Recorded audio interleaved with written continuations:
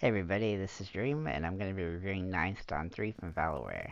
It is $15.99 on Xbox, so it is Ninth Dawn 3. It's a 2D open world RPG with a hack and slash mechanics. It's also somewhat of a dungeon crawler. The open world aspect of this game is pretty amazing. There is so much to do in it. The map is giant, and there's many secrets, lots of unique monsters to kill, lots of different kinds of loot to find, and I have spent several hours in just a few areas scouring hidden locations for pickups to improve my character. You can also recruit monsters in the game to help you, which will improve your ability to find things. There's also a ton of customizations you can do with your weapons and armor, and you can also craft new items. There are also a ton of side quests, and with lots of variety, and there are a lot of puzzles quests, as well as the main quest that you have to go through, that you want to go through in order to help you out as you go along as well. And in this game, you also find a game called Feuid, Fyued, and it's a card game that is played within the game that has 180 collectible cards, and you can play it against most of, if not all, of the characters that you come across in the game.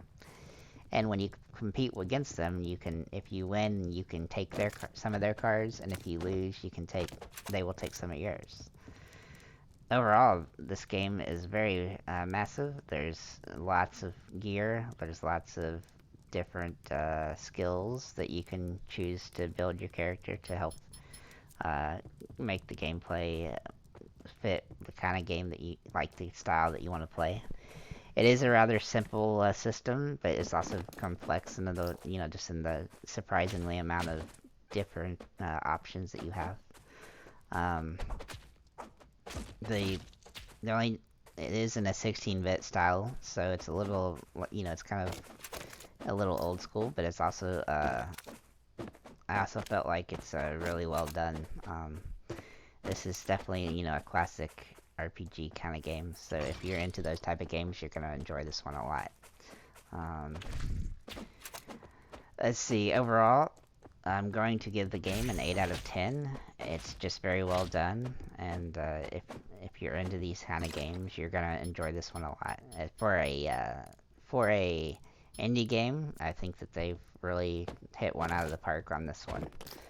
For the price, excuse me, for the price of $15.99, I think this game is really solid. I think most games in this of these types tend to start their price at $24.99 or higher, so you're getting a really good deal on this one.